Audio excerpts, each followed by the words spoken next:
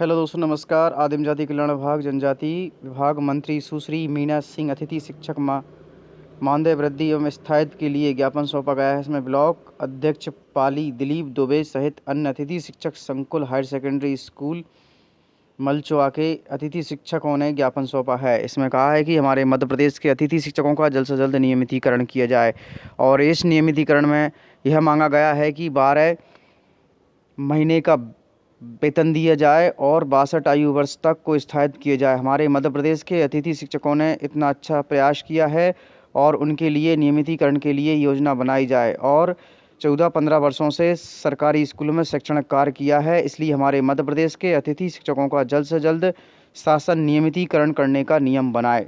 वहीं आपको बता देते हैं कि लेटर पैड पर लिखा गया ज्ञापन भी सौंपा गया है। इस तरह से मध्य प्रदेश के अतिथि शिक्षकों को नियमित करवाने के लिए हमारे मजदूर संघ की यूनाइटेड समिति ने भी उजागर किया है। इस तरह से आपको बता देते हैं पॉइंट नंबर 48 में कार्यभाव अनुभव के आधार पर अतिथि शिक्षक एवं अतिथि विद्वानों को नियमित किया जाए और उनको एक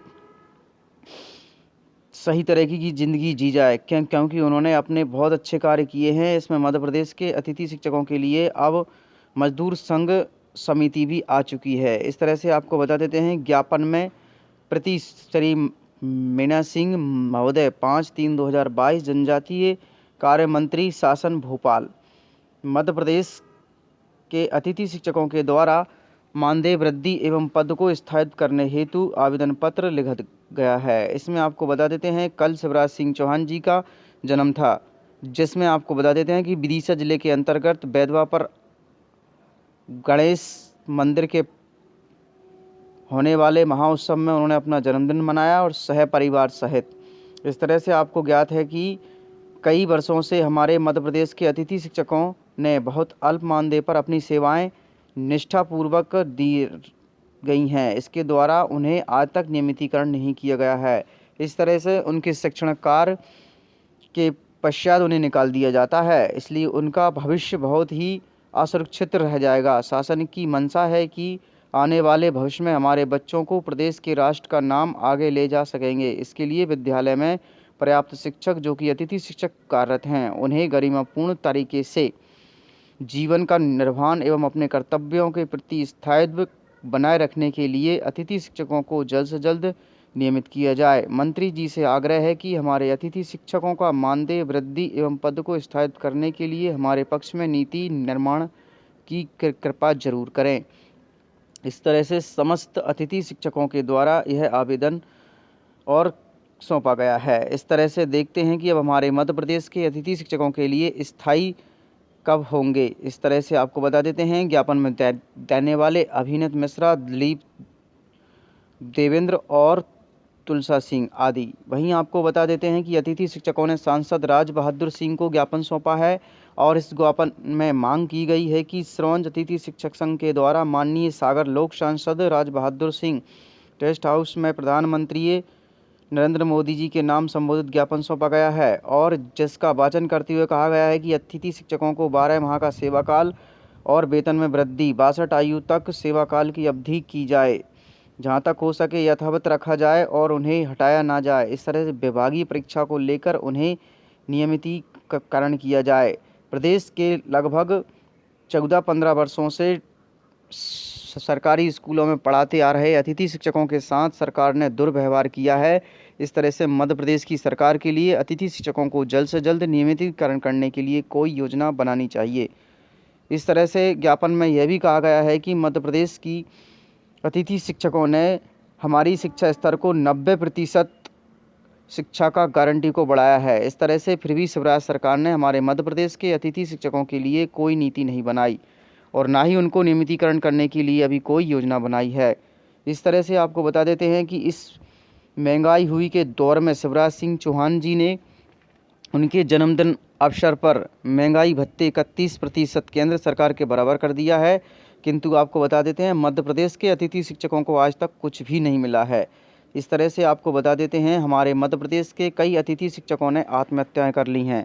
इनका जिम्मेदार शिवराज सरकार रहेगी, क्योंकि हमारे मध्य प्रदेश के 68 अतिथि शिक्षकों ने आत्महत्या कर ली है। अभी 1 फरवरी से लेकर 8 फरवरी के बीच में हमारे 8 अतिथि शिक्षकों ने आत्महत्या कर ली, किंतु बीजेपी सरकार के कानों में चूं तक नहीं रेंग रही है।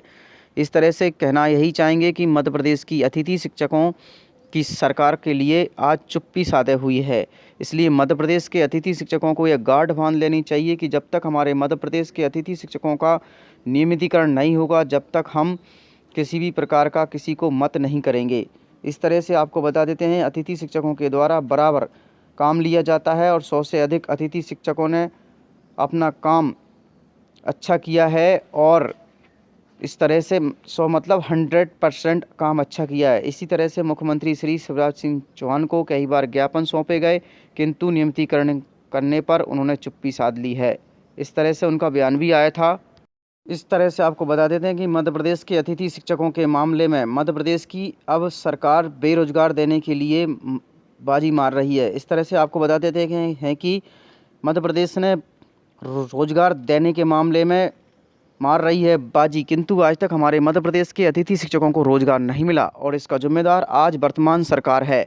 इसी के चलते आपको बता देते हैं कि बीजेपी सरकार की बढ़ती हुई नीतियों के कारण आज हमारा मध्य प्रदेश का अतिथि शिक्षक भूखा मर रहा है, जिसके बासरते अनुसार बता देते हैं कि मध्य प्रदेश के अतिथि शिक्षकों की संख्या हमारे 70,000 से ज़्यादा नहीं है। फिर भी मामा चाहते तो हमारे अतिथि शिक्षकों को नियमितीकरण कर देते, किंतु आज तक अतिथि शिक्षकों का नियमितीकरण नहीं हुआ है। इस तरह से हम यही कहना चाहेंगे कि हमारे मध्य प्रदेश के अतिथि शिक्षकों के लिए नियमितीकरण के लिए शिवराज सिंह चौहान कोई नीति बनाएं और हमारे मध्य प्रदेश के अतिथि शिक्षकों का नियमितीकरण करें। इस तरह से आपको बता देते हैं कि धरना प्रदर्शन और आंदोलन करते करते हमारा मध्य प्रदेश का अतिथि शिक्षक संघ थक चुका है। इस तरह से आपको बता देते हैं कि मध्य प्रदेश के स्कूल के अतिथि शिक्षकों को नियमितीकरण करने के लिए अन्य समिति भी आ खड़ी हुई हैं। जैसे कि आपको बता देते हैं कि मजदूर संघ, बजरंग दल और कई समितियां आकर खड़ी हो गई हैं और ज्ञापन सौंपा गया है कि अतिथि शिक्षकों का भविष्य के लिए उनका निराकरण करने के लिए अतिथि शिक्षकों का नियमितीकरण किया जाए, किंतु आज तक मध्य प्रदेश के अतिथि शिक्षकों का ना ही नियमितीकरण करने के लिए कोई आश्वासन किया है और ना ही अतिथि शिक्षकों को नियमितीकरण करने की बात करी है। सिर्फ और सिर्फ यही कहते हैं कि हम आपके विषय में कुछ करेंगे। इस तरह से अतिथि शिक्षकों की अभी तक कोई भी नियमितीकरण करने की योजना नहीं बनाई गई। इसमें जैसे जैसे चुनाव आता जाएगा वैसे वैसे आश्वासन देते जाएंगे, किंतु पूरे आश्वासन नहीं होते हैं। इस तरह से मध्य प्रदेश के अतिथि के शिक्षकों के साथ बीजेपी सरकार ने आहत किया है और इस आहत करने के कारण इनका परिणाम जरूर मिलेगा। इस तरह से आपको बता देते हैं कि मध्य प्रदेश के अतिथि शिक्षक अब जाग जाओ और एकजुट हो जाओ कि जब तक हमारे मध्य प्रदेश के अतिथि शिक्षकों का नियमितीकरण नहीं होगा, जब तक हम किसी को भी मत नहीं करेंगे। इस तरह से आपको बता देते हैं कि सभी अतिथि शिक्षकों ने नीति बनाकर कहा है कि शिवराज सरकार से बस एक ही निवेदन है, यदि आप हमारा नियमितीकरण नहीं करते हैं तो फिर इसका परिणाम आपको आने वाले भविष्य में भुगतना होगा। इस तरह से सभी अतिथि शिक्षकों की बस एक ही मांग है कि मध्य प्रदेश के अतिथि शिक्षकों का जल्द से जल्द नियमितीकरण किया जाए और इस नियमितीकरण की बेला में आज हमारे मध्य प्रदेश के अतिथि शिक्षक आज उनकी ओवर एज हो चुके हैं और भर्तियां भी 10-10 साल में निकलती हैं, जो कि एक व्यक्ति मात्र एक ही परीक्षा दे पाता है और दूसरी परीक्षा का इंतज़ार करता है तो उसकी ओवर एज हो जाती है, क्योंकि कोई भी व्यक्ति को 15वीं करने में उसको कम से कम 21 साल लग जाते हैं। फिर डीएड बीएड करता है तो 22 साल का हो जाता है। 10 साल बाद जगह निकलती है तो 30 साल हो जाती है और जब परीक्षा देता है तो 32 साल हो जाती है और जब नेक्स्ट साल में परीक्षा की तैयारी करता है तो ओवर एज हो जाता है। इस तरह से हमारे मध्य प्रदेश के अतिथि शिक्षकों को बेरोजगार करने में बीजेपी सरकार का सबसे बड़ा हाथ है।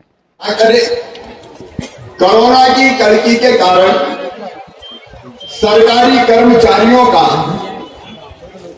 डीए जो पहले हम तत्काल बढ़ाते थे वो हम कोरोना काल में नहीं बढ़ा पाए, लेकिन अब